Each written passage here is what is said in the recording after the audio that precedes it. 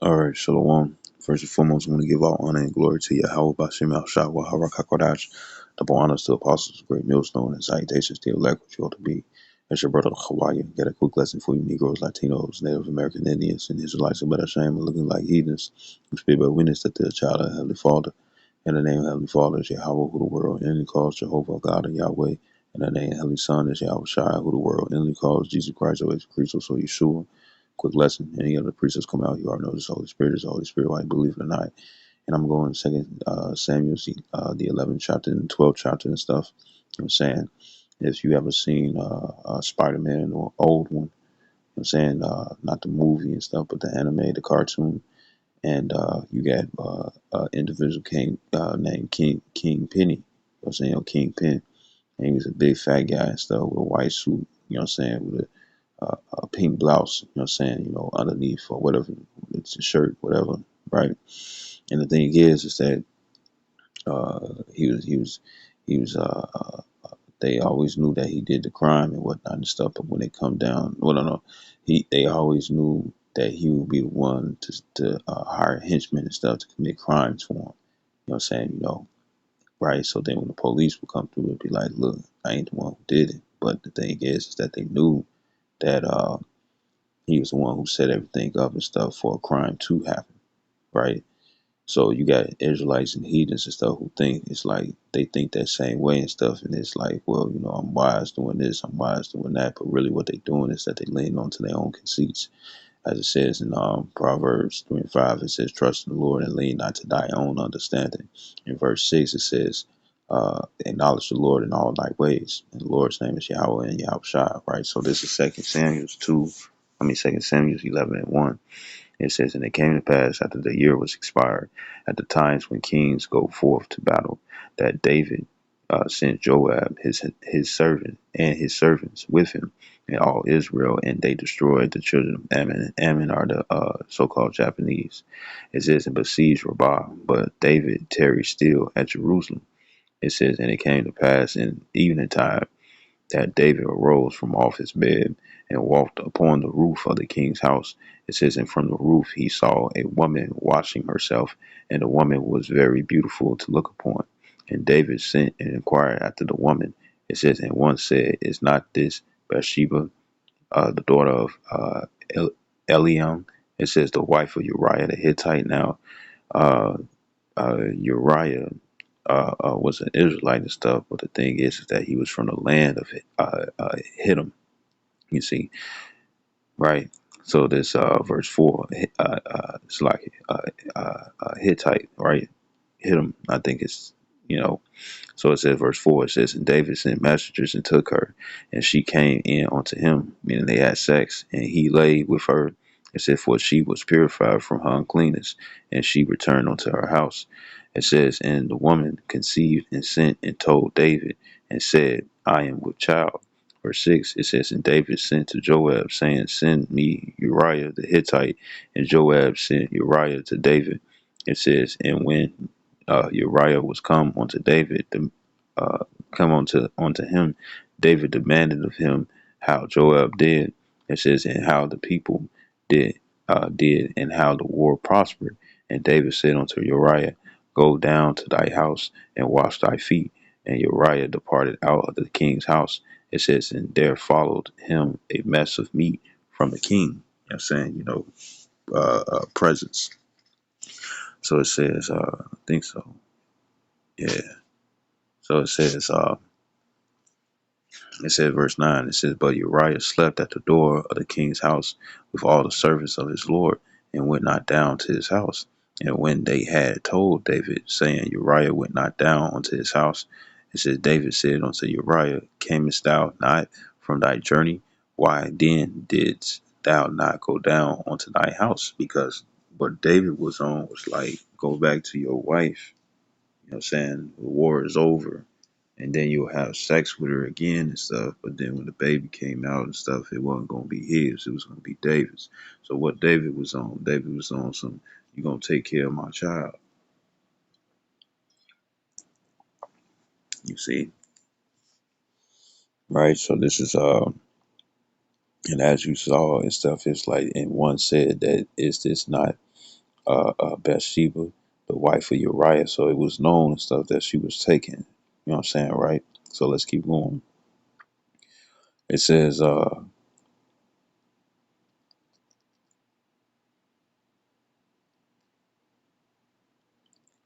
verse 11.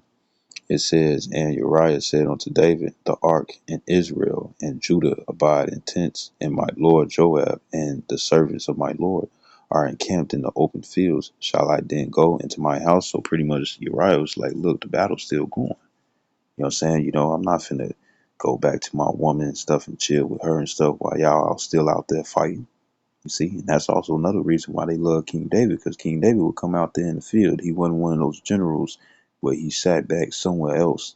You know what I'm saying? And he would fight amongst the people. You know what I'm saying? Right with them. And it says, verse 11 again, it says, and Uriah said unto David, the ark and Israel and Judah abide in tents, and my lord Joab and the servants of my lord are encamped in the open fields. It says, shall I then go into my house to eat and to drink and to lie with my wife? It says, as thou livest. And as thou soul liveth, I will not do this thing. Right? It says, verse 12, it says, and David said unto Uriah, tarry here today also, and tomorrow I will let thee depart. So Uriah abode in Jerusalem that day and the morrow. And when David had called him, he did eat and drink before him and made him drunk. Right? So it's like, he gonna get drunk. He gonna think about his girl. And then he gonna go home. It says, and at even he went out to lie on his bed with the servants of his Lord, but went not down to his house.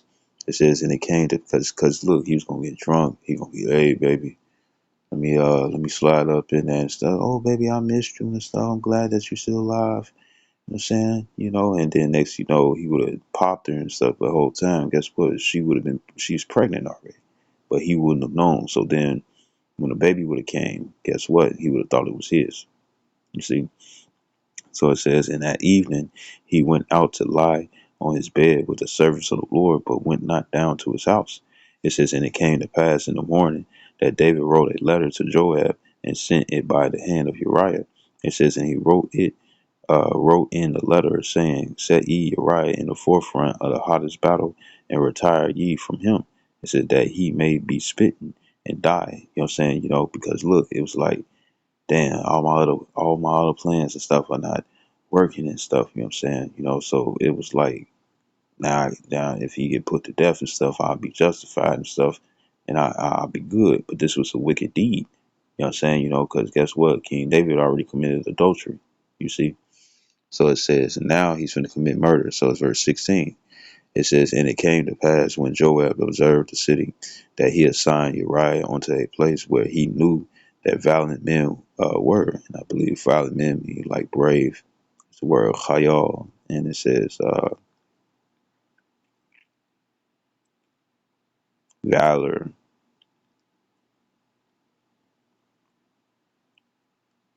valiant, virtuous, worthily, you know what I'm saying, for the heat of the battle. And it says, what was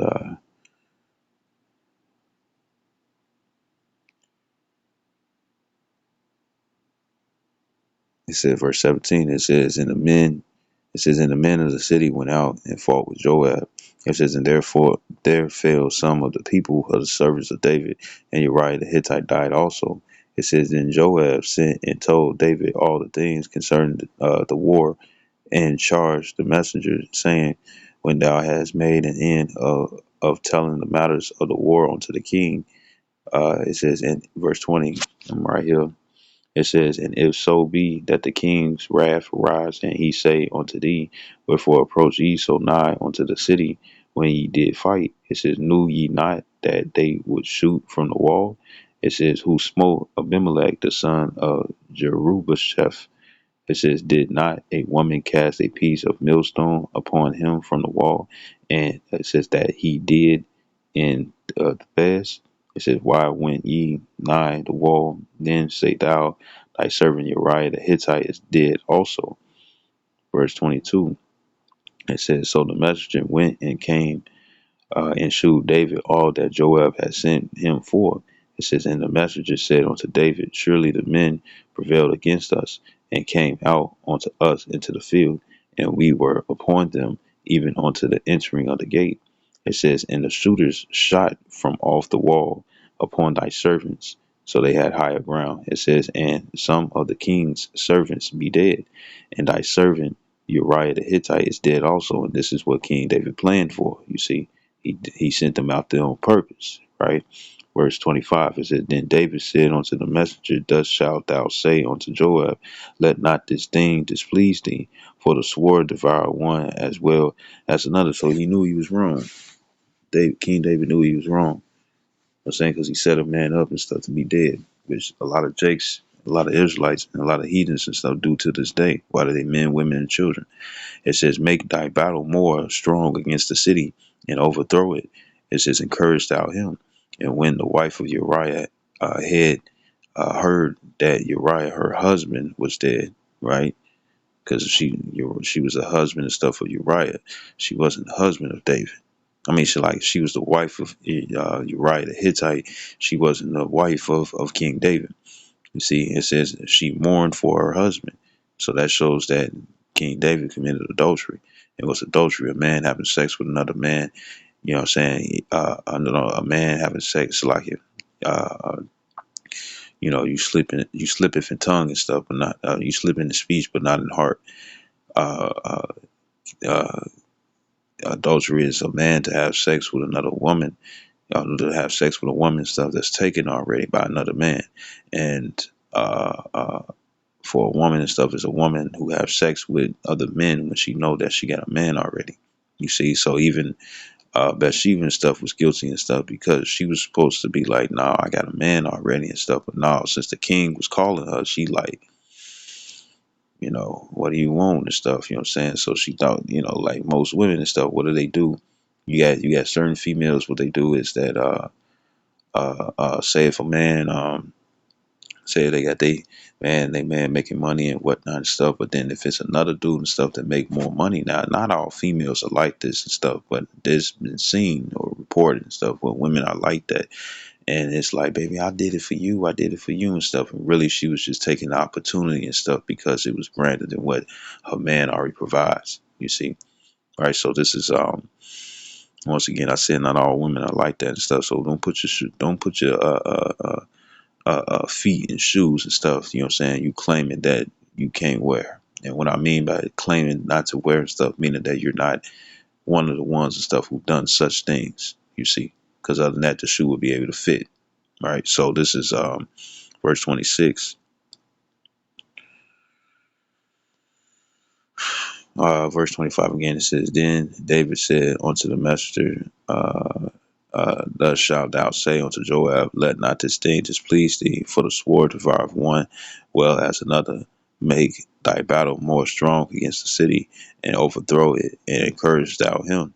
And when the wife of Uriah heard that Uriah her husband was dead, it says she mourned for her husband. It says, and when the mourning was past, David sent and fetched her to his house. It's like, because as it says in I'll come back to it. This is Romans chapter 7, starting at verse 1. It says, know ye not, brethren, for I speak to them that know the law, how that the law had dominion over a man as long as he liveth. So you could tell that King David and stuff tried to grease the scriptures so he could be justified as right in the actions of committing adultery. You see, but the thing is that it was too late. Verse 2, because he already had sex with her. You know what I'm saying? He already had sex with Bathsheba. You know what I'm saying, right? And how you know and stuff is because he kept trying to get Uriah the Hittite and stuff to go back home. Even try to get him drunk to go back home and stuff, so he can slide in this woman, and then next thing you know, uh, um, uh, think that the baby was his and stuff, and really was another man's child, right? So it says, and that's heavy in Israel. It says verse 2. It says it's like it says, verse 1, it says, know ye not, brethren, for I speak to them that know the law, how that the law have dominion over a man as long as he liveth. It said, for the woman which have an husband is bound by the law to her husband so long as he liveth. But if the husband be dead, she is loosed from the law of her husband. And King David knew this. It says, verse 3, it says, so then, if while her husband liveth, she be married to another man, that marriage is going into sex, because sex is marriage. Sex, that's why the Lord said we adulterous generation and stuff, because we have sex with multiple women and stuff, and women either are lying, that saying that they don't got men, or you have men and stuff who thinking they the shit and stuff because another man's woman and stuff want them, you know what I'm saying, for sexual purposes. You know what I'm saying? You know, that's clout and stuff that you don't want stain in your garment, right? So it says, verse 3 again, it says, so then if while her husband liveth she be married to another man, it says, and that's not putting a ring on it, that's not putting on a white dress and stuff, and him with a tuxedo and bringing both families and stuff. That's not what that is. Marriage is sex, you see. You know, now it'd be parties and whatnot and stuff, but you never, you know, a pastor would come through and stuff and start talking the scriptures and stuff. Nah, that's not how it goes. That's traditions of men, but traditions of the Bible, when it come down to marriage and stuff, is having sex. You see, right? So it says she shall be called. Now the only time you're not married unto a woman when you have sex and stuff is when she a prostitute, and that's found in Genesis the 38th chapter. It says, she shall be called, well, verse 3 again. It says, so then, if while her husband liveth, she be married to another man, has sex with another man, she shall be called an adulteress. It says, but if her husband be dead, she is free from that law. You know what I'm saying? Now, that's not you have sex with this woman, and then next you know her husband dies for some her man dies for some reason and stuff, and now you cool from that. No, what's supposed to happen is that if the husband died first, and then because it's the same thing when it came down to Sarah in the book of Tobit. You know, saying, you know, Sarah had which was from the tribe of Naphtali. She was Chilean, Argentinian. You know, what I'm saying, right, one of those. And the thing is that she was in Nineveh, and I believe in Nineveh. I believe so. And the thing is that uh, uh, she she had she had a demon called Osmodeus. You know what I'm saying? And Osmodeus kept plaguing the husbands that she would deal with. So every time, you know, she had sex with these men and whatnot and stuff, they would die. You know what I'm saying? You know, and then she would be free to deal with another man and stuff afterwards and stuff. So that proves that too, right? So it says, but if her husband be dead, she is free from the law. And that's after he's dead and whatnot. But if you have sex with her, if she has a man currently, you commit adultery. But if that man dies, you know what I'm saying, then you have sex afterwards, after his death, then guess what? It's okay. You see, it says she is free from the law, free from that law, so that she is no adulteress. It says though she be married to another man. You know what I'm saying, right? Uh, uh, Married. You see, right? Uh, right. So this is back in 2 Samuel 11. And 27, it says, and when the morning was past, David sent and fetched her to his house, and she became his wife, and bare him a son. It says, but the thing that David had done displeased the Lord. Why? Because he had sex while she was married to another man. You see, why? If it was betrothed or they was fucking already, King David had sex with another man's woman. You see, and then tried to get him killed afterwards and be like, well, he dead and stuff, so she free to get with me. You should have did it vice versa. You should have, well, not should have done it vice versa and stuff, because that's going to be wicked too, to send a man to his death, or to set him up. Pretty much what happened was is that if wherever Uriah the Hittite was, if he would have died, uh, um, if he would have died in battle and stuff, then guess what? Bathsheba would have been free to have sex with another man. So then, if it would have been heard that Uriah had died and stuff, and then King David saw that Bathsheba and stuff was free, and he saw her butt naked and stuff, and guess what? All that shit would have been okay, but it was vice versa. You know what I'm saying? When it wasn't okay. So this is first, this Second Samuel 12:1. It says, "And the Lord Yahweh Bashem Yahshua sent Nathan unto David." It says, "And he came unto him and said unto him, There were two men in one city, the one rich and the other poor. The rich man had exceedingly many flocks and herds." It says, "But the poor man had nothing save one little ewe lamb." It says, "Which he had bought and nourished up." It says, "And it grew up together with him and with his children. It did eat of his own meat and drink of his own cup, and lay in his bosom, and was unto him as a daughter." You know what I'm saying? Meaning he raised it up as a, because a ewe lamb, EWE, means female, right? Right. So he raised the lamb up like a daughter. It says verse 4. I mean, he was very nurturing of it. Verse 4 is, it says, "And there came a traveler unto the rich man, and he spared to take of his own flock and of his own herd to dress for the wayfaring man. It says that was come unto him, but took the poor man's lamb and dressed it for the man that was come to him. And David's anger was greatly kindled against the man." And this is one of the ways, if there's an individual who's in high ranking and stuff, and I'm talking about going to the scriptures, you know what I'm saying, ranking of Yahweh Shem Yahshua and stuff, within this truth. The scriptures do say rebuke not an elder, but there's a way to do so. And what you do is that you give them a parable or a riddle, you know what I'm saying, knowing that they're going to understand what you're talking about and stuff. You know what I'm saying? And it's gonna be like, man, they gonna listen to the story, and if you're explaining if something is wicked or righteous, you know what I'm saying, they're gonna pick up on it and stuff, and they're gonna give you just judgment. But if you're talking about them, be like, look, you the one who did this, and it's like, when did I did this? Now you get to explain to them that, guess what, you did this, that, and the third to me, whoop de whoop. And since you in higher standing, and you lower and whatnot, and I'm lower, then guess what? Since you in higher standing and stuff, and since you in higher standing, but I'm lower and stuff, you know what I'm saying? You have done this to me. You know what I'm saying? Because you can't just come out and be like, man, you wicked, man. You did this, you did that. It's a certain way that you approach elders and stuff when it comes down to the truth. You see? So this is 2 Samuel 12 and 4 again. It says, and there, it says in verse 5 again.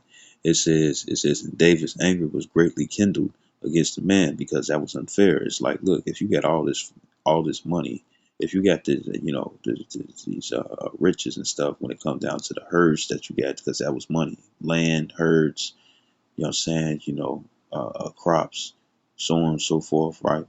You know, the thing is that it was like this.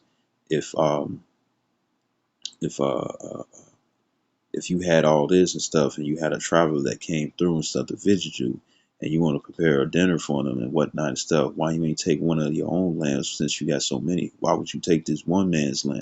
You see? And that was the same way. It's gonna explain further down the line. Bear with me. It says, verse 5, it says, "And David's anger was greatly kindled against the man. And he said to Nathan," it says, "as the Lord," well, Nathan is how you say it in Hebrew.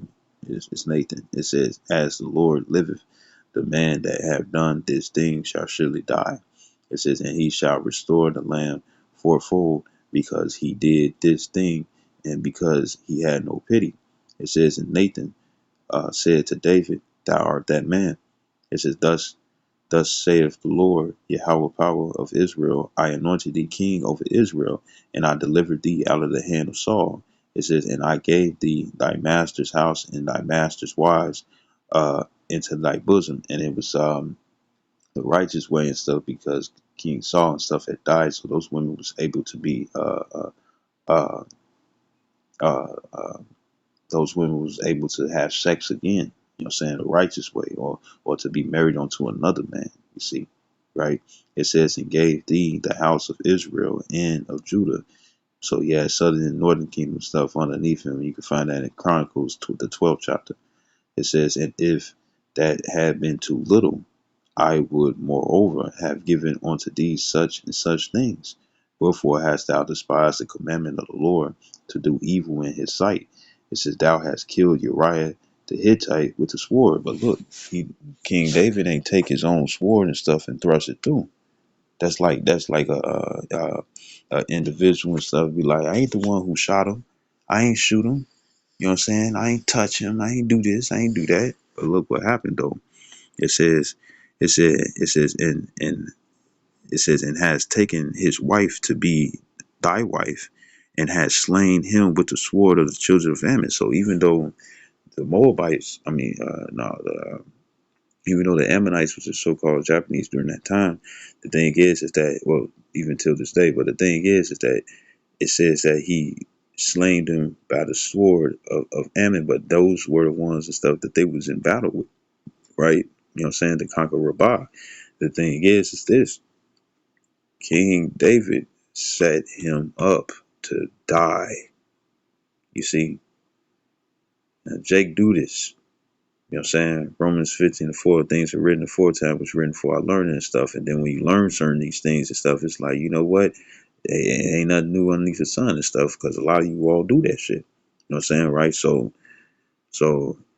and just in case there's somebody out there and stuff, oh, we don't care and whatnot, it doesn't matter. You still gonna be guilty. You gonna care and stuff when judgment comes, you know what I'm saying, when it comes down to that. Depending on what he gonna do to you. We don't know. Right? It's all up to the Lord, you know. But hopefully this video and stuff can give you some insight on how to escape from doing such things. Right? So it says verse 9, it says, wherefore hast thou despised the commandment of the Lord to do evil in his sight? It says, thou hast killed Uriah the Hittite with the sword. So guess what? Even though it was the heathens and stuff that slain Uriah the Hittite, but since David purposely, just so he can get his woman or be justified in his actions, he purposely put him out there and stuff in the heat of the battle and stuff, hoping that he was going to die, and he did die. You see? Right, so he set him up. And it says, it says in that verse 10, it says, now therefore the sword shall never depart from thy house, meaning that he was going to have to fight his entire life. You know what I'm saying? That's not a peaceful life. It says, because thou hast despised me and hast taken thy wife Uriah the Hittite to be thy wife. It says, so he committed adultery. He was at fault. He didn't do it the right way. You know what I'm saying, right? It says, thus saith the Lord, behold, I will raise up evil against thee out of thy own house, and I will take thy wives before thy eyes, and give them unto thy neighbor. And that neighbor was his son, Absalom, you know what I'm saying, which got favor in the eyes of men that caused King David to flee, and he had sex with his women, with his father's women. You see, you know, and it says, and give them unto thy neighbor. It says, and he shall lie with thy wives in the sight of this son, meaning, within the era.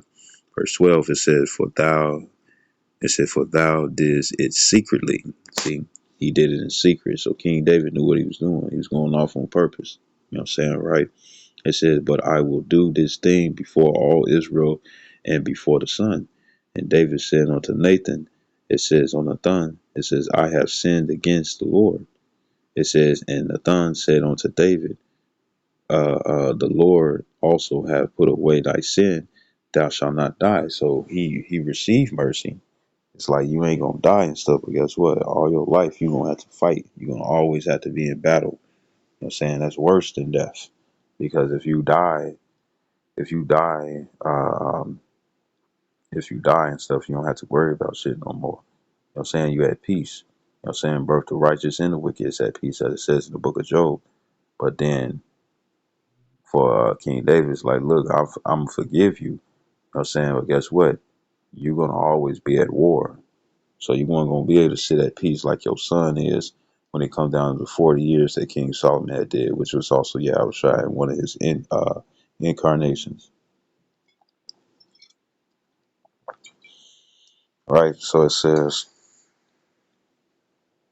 He said, "For thou didst it secretly, but I will do this thing before all Israel and before the sun."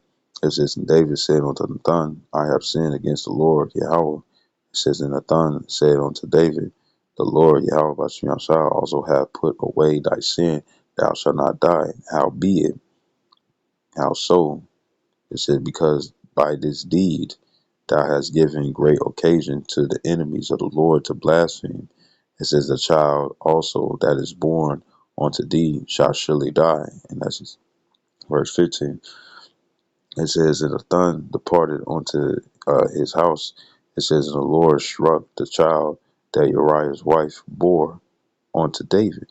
You know what I'm saying? It says, and it was very sick. It says, David therefore besought the Most High for the child, and David fasted and went in and lay all night upon the earth. It says, and the elders of his house arose and went to him to raise him up from the earth, but he would not, neither did he eat bread with them. It says, and it came to pass on the seventh day that the child died, and the servants of David feared to tell him that the child was dead. It said, for they said, behold, while the child was yet alive, we spake unto him, and he would not hearken unto our voice.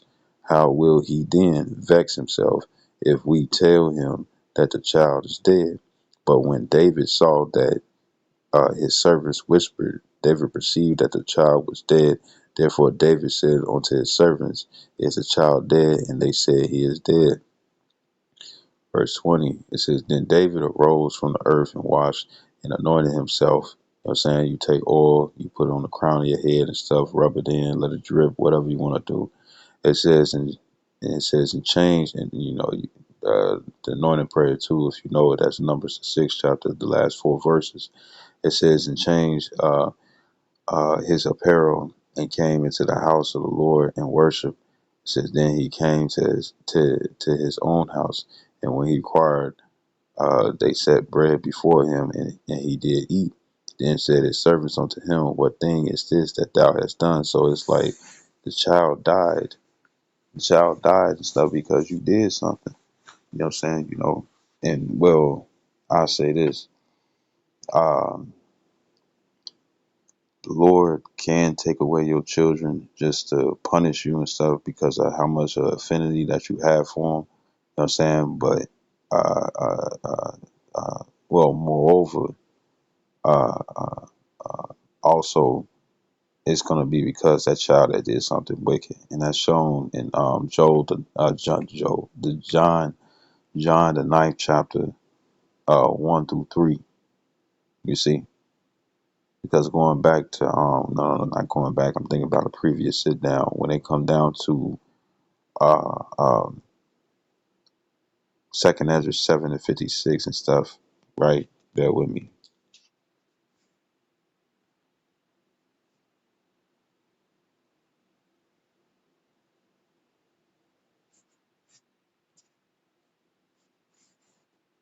No, Second Ezra 7 and 56, and it says, for while we lived and committed iniquity, we considered not that we should begin to suffer for it after death. So that means you got to be alive again, which is reincarnation. You got to be alive again and stuff just to suffer for those things. So this is Ecclesiastes 3 and 15. I'm finna get through it real fast, right quick. It says,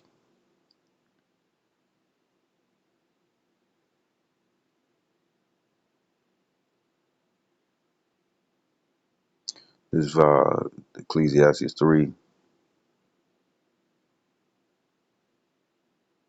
It says, I know that whatsoever God doeth, it shall be forever. Nothing can be put to it, nor anything taken from it. It says, the Most High doeth it, that men should fear before him. Verse 15. It says, that which have been is now, and that which is to be have already been, and the Most High requireth that which is past. You see, it says, verse 16, it says, and moreover I saw under the sun of the place of judgment, which is the earth, that wickedness was there, and that the place of righteousness, that iniquity was there. I'm saying, so the Lord requires which is past. Now, I may quote on it, but let me get this. This is John 9 and 1.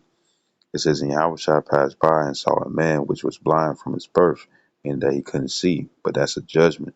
You see, that's a judgment. You know, it says, verse 2, it says, and his disciples asked him, saying, Master, who did sin, this man or his parents, that he was born blind? Verse 3, Yahushua answered, neither have this man sinned, because, or nor his parents, but that the works of the Most High should be made manifest in him. Right? So the thing is that this man was born blind ever since he was a baby. You know what I'm saying, right? And really, that's a punishment and stuff. So this is Ezekiel. This is Ezekiel 18 and 20. Right now, I don't want to make it so long, but it tells you this. Ezekiel 18:20 says, "The soul that sinneth, it shall die. The son shall not bear the iniquity of the father, neither shall the father bear the iniquity of the son." You know what I'm saying? It says, "The righteousness of the righteous shall be upon him." It says, "And the wickedness of the wicked shall be upon him." So when it comes down to it, right? When it comes down to it and stuff, even though the child was sick and died for 7 days, that was a punishment onto David and Bathsheba, you know what I'm saying, for committing the adultery and stuff that he clearly had mercy upon them for. But then at the same time and stuff, that child must have had done something in order for that judgment to come. Because as it says in Job 4 and 7, whoever perish being innocent, you know what I'm saying, the Lord wouldn't allow that soul and stuff to just perish and stuff for no reason. You know what I'm saying? Just so he can punish David and King David and Bathsheba. You know what I'm saying? Right? And another clear example and stuff is this. It says Job is skewed. Well, his name is Ayawab in the Hebrew, the the Yah, the Wa, and the Ba, Ayawab, and it means hated. And when it come down to Job, he was a man that excused evil and whatnot and stuff, right?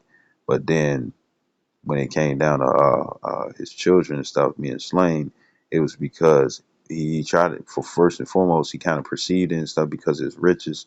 So what did he do? He tried to make sacrifices onto his children, but the Lord was like, nah, you know why? Because they did that. You see, you know, and then the judgments that Job was going through, even though it was a test and stuff, still the only reason that he had to go through that was because he had done something and stuff within his past. You see, you know, why else would the Lord say, work out your own salvation with fear and trembling if we can get blamed for somebody else's shit? You see, it don't make sense. And remember, the Lord is not an author of confusion, right? So this is back in 2 Samuel 12 and 20, no, 19, it says, but when David saw that his servants whispered, David perceived that the child was dead. Therefore David said unto his servants, is the child dead? And they said, he is dead. It says, then David arose from the earth and washed and anointed himself and changed his apparel and came into the house of the Lord Yahweh and worshiped. Then he came to his own house, and when he required that when he required, they set bread before him, and he did eat. Then said his servants unto him, what thing is this that thou hast done? Thou didst fast and weep for the child while it was alive, but when the child was dead, thou didst rise and eat bread. So they knew that David had did something. You see, and caused this to bring forth and to bring forth the harm. I mean, to bring forth the harm of him feeling some type of way and stuff.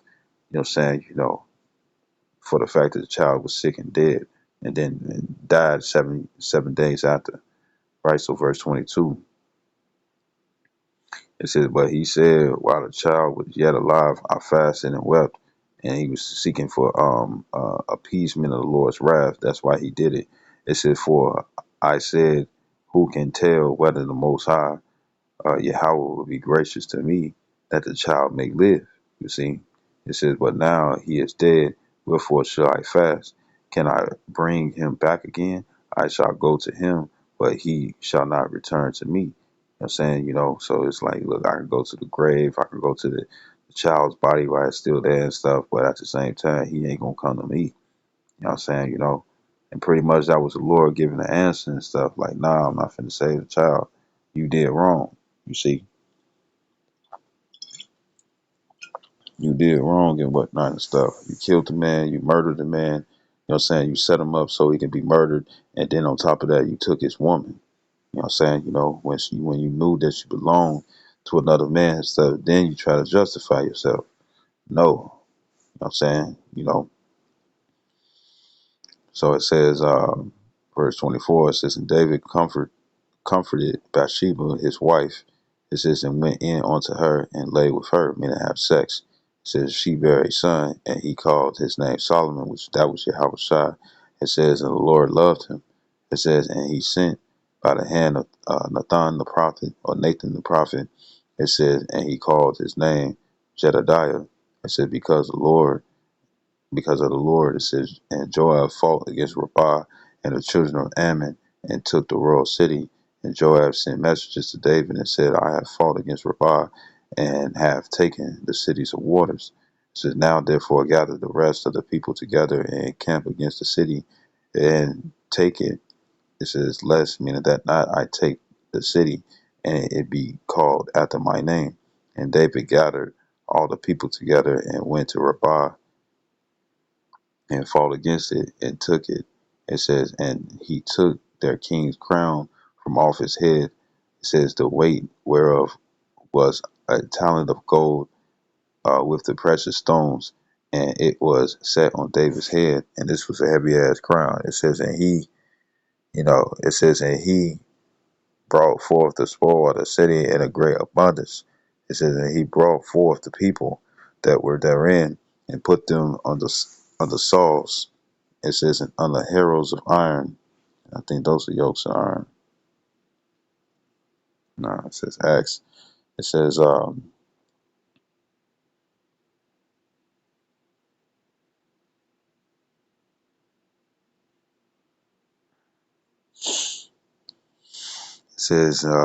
says, on the axes of iron, it says, and made them pass through the brickland. It says, and thus did he unto all the cities of the children of Ammon. So David and all the people returned to Jerusalem. So, if I just finished it off and stuff, but when it comes down to it, just because you set somebody up and stuff, guess what? You still would be considered a murderer. And the reason why is because if you was never the master with the master plan and stuff, you know what I'm saying, it would have never came to hand. You know what I'm saying? Nothing would have happened. You know what I'm saying? You see? So you could be a boss or you could have individuals, you can have young niggas and stuff under you and stuff. And it's like, look, man, go kill this dude. You know what I'm saying? Go check him, go do this, go do that and stuff. Well, guess what? You're going to be guilty for that. And you have a lot of individuals and stuff that be like, so what, so what, so what and stuff. But it ain't going to be no so what and stuff because you don't know you don't even know the Lord's going to give you the same thing or give you something even worse. You don't know. You don't know. You know what I'm saying? All right, so it's just a quick lesson. You know what I'm saying? I tried to make it a quick lesson, but I hope this video was edifying. I like to give all honor and glory to Yahweh Bashem Yahshua Harakakodash, double honors to apostles of great millstone, and salutations to your elect, which you ought to be. Shalom, wa ba ba ba, Kwam Yasharala.